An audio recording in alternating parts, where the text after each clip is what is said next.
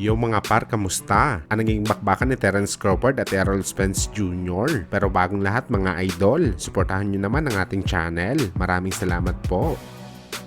So mga par, matapos nga po ang matinding bakbakan sa pagitan ni Errol Spence at Terence Crawford, kung saan round 1 pa lang mga idol, inatake kaagad ni Spence ang budiga ni Crawford. Bagamat pagdating sa round 2 mga idol, nagulantang si Spence sa kanan ni Crawford, na siya naman ang kinabulagtan niya sa ibabaw ng boxing ring at tila naalog dito ang tuhod ng Unified Champion. At pagdating naman sa round 3 mga idol, kumana si Spence sa unang minuto ng laban, subalit nakalanding naman ng solid si Crawford at naalog ulit si Spence sa lona. At sa round 4 naman mga idol, tinadtadan ng maraming kombinasyon ang Unified Champion, kaya maaga na maga ang mata nito. Ani mo hindi naabot sa final bell ang laban. At pagdating naman sa round 5 mga idol, dito na naliligo sa sariling dugo si Spence. Talagang outclass talaga ito kay Crawford. Malaki talaga ang diferensya sa kanilang lakas. At pagdating naman sa round 7 mga idol, pinabagsak ulit ni Crawford ng 2 beses si Spence. At tila pinapaboran si Spence dito dahil kadalasan sa mga ganitong laban mga idol, nalugi ng isang fighter. Hinihinto na talaga ng referee ang laban, pero pinagpatuloy pa rin siguro dahil champion itong si Spence. Bagamat pagdating ng round 9 mga idol, wala na, hindi na kinaya ng referee at hininto na nito ang laban. Panalo po si Terence Crawford via TKO at siya po mga idol ang first boxer na naging undisputed champion sa dalawang magkakaibang dibisyon.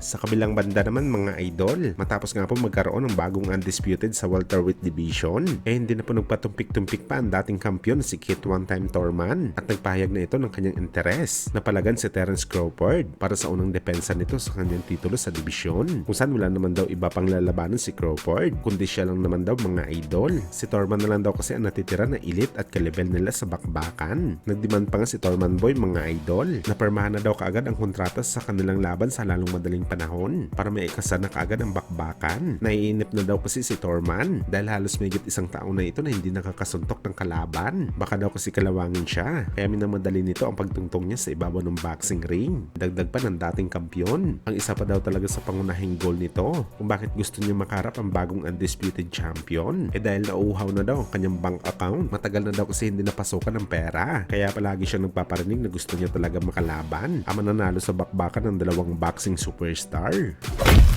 Samantala matapos nga po mag-viral kahapon ang pagsampal ni Caleb Plant sa WBC middleweight champion na si Jermall Charlo. Pagkatapos ng win ni Spence at Crawford, kaagad naman po kinausap ni Charlo mga idol ang kanyang promoter na si Al Haymon, kung saan gusto daw talaga nito mga idol na may ikasa kaagad ang kanilang salpukan sa lalong madaling panahon, dahil kung sakaling hindi daw maikasa ang laban nila, baka kung ano pa daw ang magawa nito kay Caleb Plant sa labas ng boxing ring.